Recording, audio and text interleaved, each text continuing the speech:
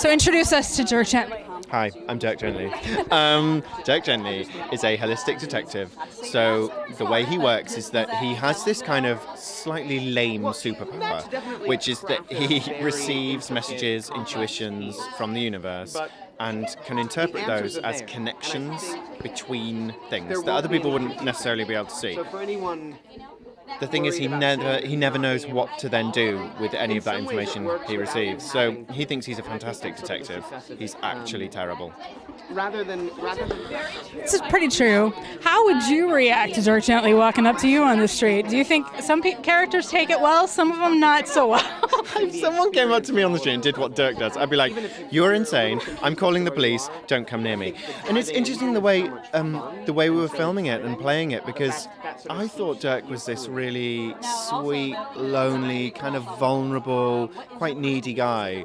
And everyone else is like, he's obnoxious, he's annoying. If you knew him in real life, you'd hate him. And I'm like, okay, that's interesting. So I think he's both of those things. I think he's all of those things. How aware of the books were you, or had you seen the BBC series before you came on? No, I was aware of the books. I hadn't read them. I hadn't seen the series, but as soon as I got the audition, I read the books. And then when I got my screen test, I watched the TV show, because he is hard to pin down, Dirk. Like, Max has written him very clearly on the page, but he changes from second to second. Like, he changes thought 5 times in 1 second. So I wanted to get as much as I could in terms of other material. So I watched the original BBC show, and I listened to the original BBC Radio 4 series that they did of the 2 books. It's got Harry Enfield playing Dirk Gently. They're really good. And then the comics.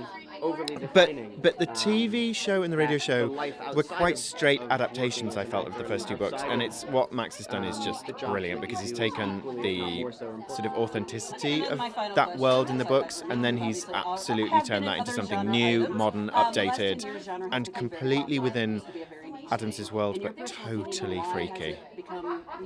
I have actually seen the first 3 episodes. I'm really obsessed interesting already. how- I would binge them overnight. That's so good. They're so great.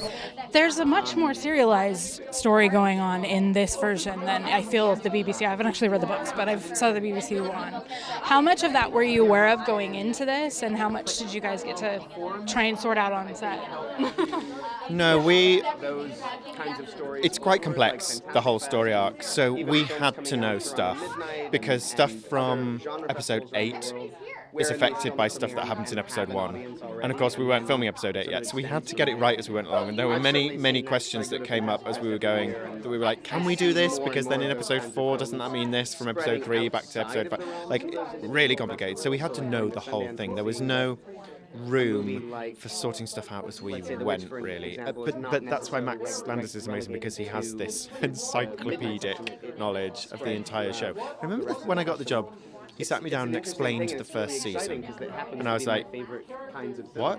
No, I can't, I don't get it. And a lot of it is visual. You have to see it visually to understand it. The bridge scene in episode 2. It's my favorite. That was just like slapstick comedy galore. How fun was that to film? Well, I dislocated my shoulder, so it was not fun. And in fact, if you watch 1, 2, and 3 again quite carefully, you will see that a lot of the time I'm acting with an utterly dead right arm because I can't move it. So a lot of this acting, I had an acting double at one point because I had to do a fight with Elijah, and when we first meet, I couldn't move my arm. Like, so we got by. It wasn't fun to film. I thought it was going to be fun. That's one of my favourite scenes too. But we got there after an accident. Well, I'm glad you've recovered. Yeah, I have. It's all good. All right, thank you so much. Thank you.